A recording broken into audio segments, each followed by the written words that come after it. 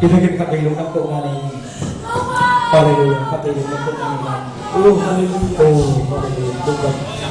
Hallelujah. Thank you for that. Thank you for that. Oh, hallelujah. Hallelujah.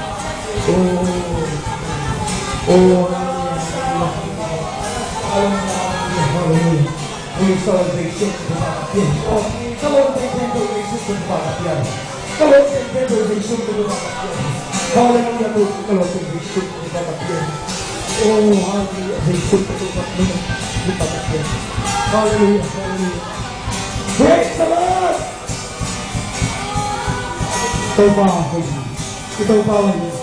Ito pa liyan. Oh, hallelujah. Oh, hallelujah.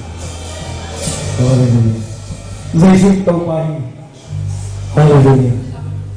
Giêsu tâu pa hi. Siapa tâu pa hi. Tâu pa hi. Oh, hallelujah. Hallelujah. Giêsu tâu pa hi. Giêsu tâu pa hi. Silapan Selamat tâu pa hi. Bukit Bukit Bukit Bering Pagi Giêsu tâu pa hi.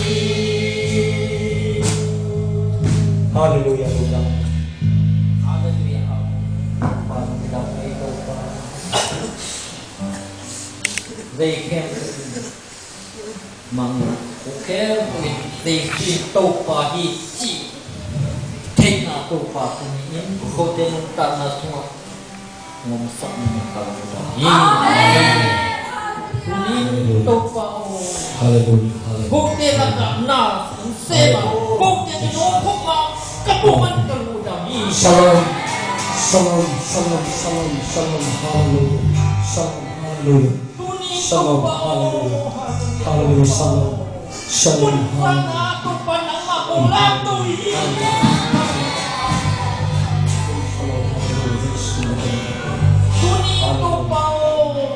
Shalom. Hallelujah. Oh, hallelujah. Shalom. Hallelujah. Praise Shalom. Hallelujah. Shalom.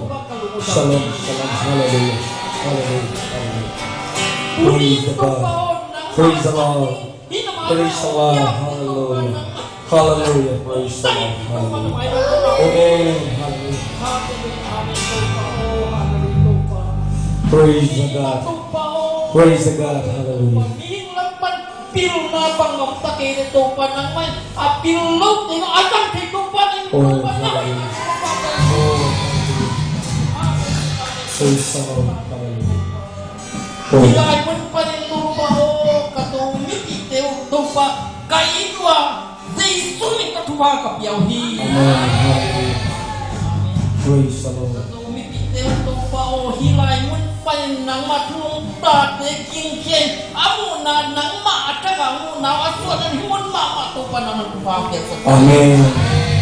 Amen. Hallelujah. kami to pa ni peten kisan chas mo ginang into ato pa nang malay ng aswati ano taman to pa nang Thank you. tatay. Thank you. Tingnan ito pa. Tingnan mo ito pa. Praise the Lord. Kami to Hallelujah. pa. Sabi ko mo to pa o tuniin Oh, ko tungkol sa ko ato pa. Lungdan mo. Nakita mo man to pa. Luwamong. Nakita ko pa to pa. Amen. Hallelujah. Amen. Hallelujah. Praise the Lord. Hallelujah. Praise the Lord. Namin kung to'y kahoy nang makulian sa kuhi. Amen. Praise the Lord. Receive it.